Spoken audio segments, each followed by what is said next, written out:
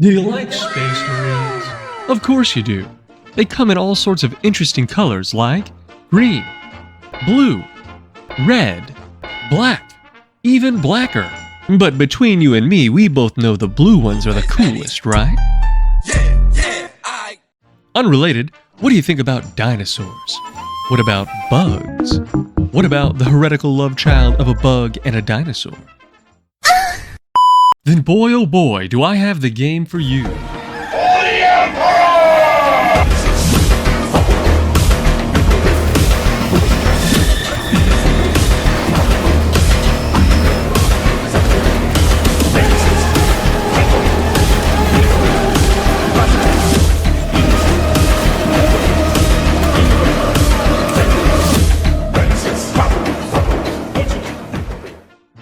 Space Marine 2 is the wet dream of every kill team enthusiast with only 42 points to spend. You and up to 3 of your most xenophobic brothers will take up the role of the bluest 40k poster boys, committing codex-sanctioned third-person war crimes against the Tyranids of the Leviathan Hive Fleet, all while being undermined by thousands of heretics and demons even bluer than you. And if none of that nerd vomit makes any sense to you because you're in a loving relationship, gainfully employed, or more familiar with the Fisher-Price version, relax. You'll still have a good time left-clicking, right-clicking, holding forward, and pressing the action button. A lot of the action button.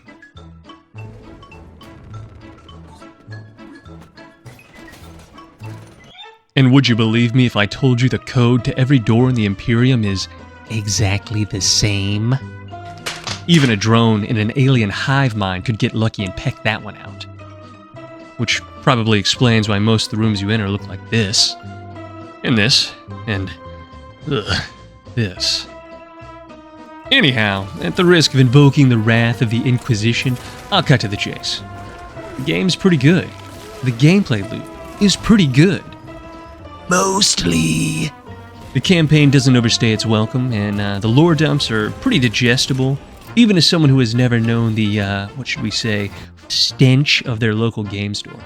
Oh, brother, this guy stinks! The gist of the story is that you are Titus, a space marine whose last mission went so tits up that you've been accused of having been corrupted by it. Long story short, you're assigned to a super special group of space marines called the Death Watch as penance. You eventually wind back up with the Blueberry crew, this time with a nice demotion and a whole lot of side-eye. The main campaign is your typical ultra-violent schlock whose main purpose is to take you from one cool set piece or fighting area to another cool set piece or fighting area. And it works. The story, the lore dumps, the cutscenes, they never really get in the way of the game.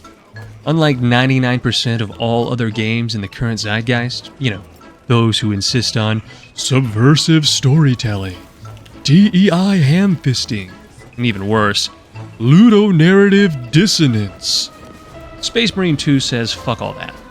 We know you just want to stomp out some Tyranids with your bros, and honestly it's kind of a breath of fresh air.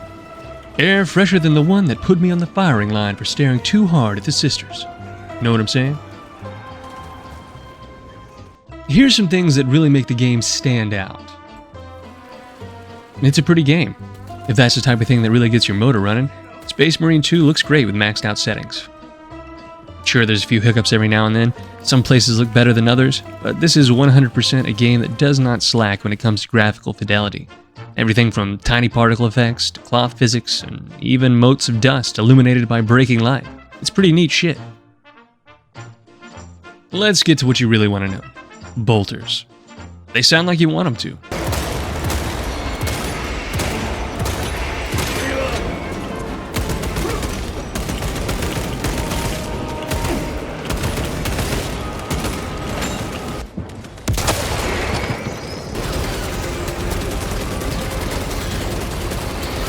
Plasma sounds plasma-y.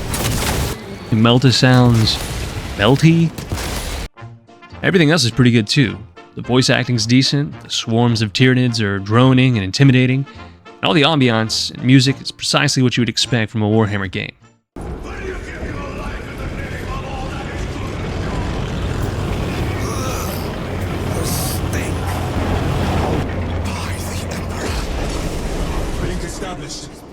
Major. Captain Aiden, I thought you were dead, man. Not today, sir. You're tougher than Grok's hide.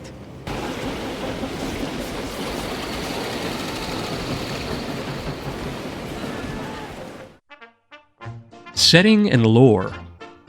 This is probably my favorite thing about the game. The devs have clearly put in a lot of time and effort to make sure that the game will appeal to fans of the IP. Warhammer is a voluminous franchise, and a lot of its fans are deep in the books. Oh yeah, they're drowning in a cup that floweth over all sorts of information and lore and shit you'd have to scour wikis, rulebooks, or decades-old forums to get a good grip on. Regardless, while I can't guarantee there aren't any glaring contradictions or violations, because my only real experience with the franchise comes from a mere 2 games and 2 books, Space Marine 2 appears to have been made by actual fans. You know, the kind who have taken painstaking efforts to make sure the setting's tone, scale, and overall vibe are thoroughly in check. Multiplayer. I honestly think this is where the game shines the most. Sure, the campaign's fun for what it is, but you're likely not going to be completing it more than once unless you're some sort of achievement hunting degenerate. Now, hopping into a multiplayer game with your bros where you all change your classes and colors more than any one heterosexual friend group should, that's where the real fun is. Painting up your Space Marines and styling on the swarms. If you didn't get bored of being a living can of raid in the main game, this is probably where you're going to spend most of your time. Here, you get to choose between several swappable classes, each with their own perk tree, weapon kits, upgrades. Classes like, boring. I'm going to sit in the back with my heavy weapon. No, don't worry, I'll come pick you up after I spend 10 minutes Oh, you're already dead. And, I have no idea how my kit works. As well as, Reaper main. And, nerd. I didn't forget sniper, because they may as well not exist. They'll spend half the time cloaked, not fighting anything in melee, and then the other half, missing their shots. Aim labs can't fix autism, I'm sorry. Regardless, the real reason to play Operations Mode is quite simple. As the kids say, it's for the drip. Oh, and there's a PvP game mode or something too, for the true gamers out there to get their 360 no-scopes in, but I wouldn't know about that. I'm way too busy playing Dress to Impress with my Space Marine. All in all, Space Marine 2 sits up there with some of the greats to borrow the IP, which isn't really hard to do, even beating out some of the more recent successes. And it's a nice change of pace in a genre that's desperate to bombard you with cutscenes, romance, and the terrible political opinions of a modern game developer. It doesn't reinvent the wheel, or really anything for that matter, but it does what it does masterfully, and it's worth your time running solo or with your brothers. Now that I'm done giving the game a reach around, let's talk about some things that might cause you to lose your faith, to spiral down a black hole of heresy, and start worshipping one of the 4 flavors of bad touch. Performance issues. I only ever crashed once, and what I mean by that is I only ever crashed in one particular area over a dozen times. Keep in mind, I can't control my spending and have a stupidly powerful build that should be able to top this game even in 4K. But I was forced to reduce my graphics all the way down to peasant levels just to make it through that one section. Immediately after, I rejoined the master race and was hitting well over 60 frames, and I haven't crashed since. Enemy variety. While each enemy is cool and unique in their own way, from the rootin' tootin' reavers to the leaping lictors and even the baby blues, you're gonna get tired of seeing them by the time you finish the game, especially when you enter Operations Mode. I'd love to see some more variety overall. Thankfully, the game does leave you with some hints that there may be some things coming in later updates. Weapon balance. I don't think I'm alone when I say that there are some weapons that just feel fucking awful to use, or just downright inferior to others. For instance, the Melta and Plasma guns are damn near must-haves if you can swing them, especially on the higher difficulties.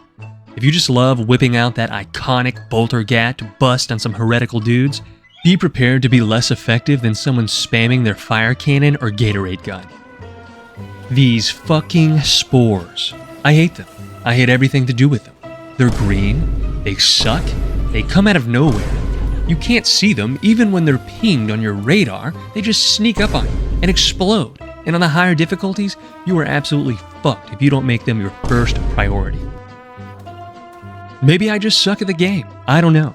What I do know is that I've now made it my personal mission to massacre every single spore in every single lobby that I'm in. You guys go ahead and take care of the swarms of Tyranids. Take care of the Chaos Cultists. I'll be in the back doing the God Emperor's work, killing those fucking spores. But I think that about wraps up this review. You see, I've got a very angry tech priest yelling in my ear, and I have no idea what he's saying. Silly me, I chose chain sorting over binary in school. Maybe by next time they'll have made a game about the real hero of the Imperium,